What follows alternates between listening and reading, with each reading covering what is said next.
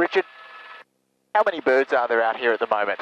Look, we did a count, and there's somewhere between 20 and 30,000, and everything from pelicans to swans to various duck species, even a couple of brolgas, and even these migratory wading birds that have come from the northern hemisphere.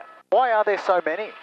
This lake is at a really productive phase. There's so much food, it's shallow, so a lot of that is available for the waterbirds. And it's these lakes that are so important for our waterbirds in inland Australia.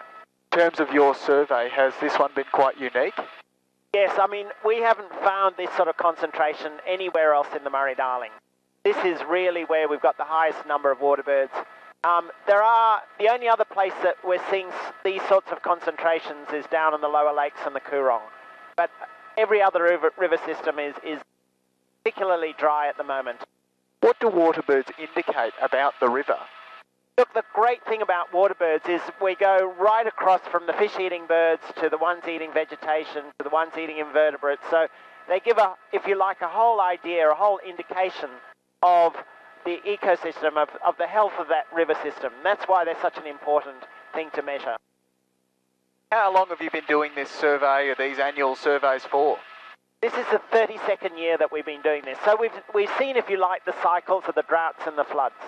And that's what's so important about these long-term surveys, is that you can see what the natural sequences are, and that gives you a chance to measure what sort of an impact humans are having on these river systems as well. What sort of trends have you seen over the last 30 or so years? Look, we've seen a long-term decline of probably 50 or 60% in terms of numbers of waterbirds. And that seems to be happening right across the range of different species.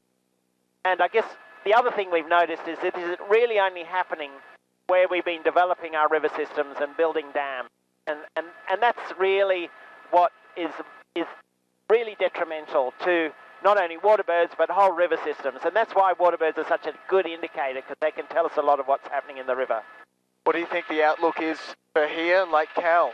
Well, I would be very surprised, given how quickly it's dried back, whether it'll be here in the end of the summer, which means these waterbirds really have very few places to go. And we don't really know, but we think a lot of them will die.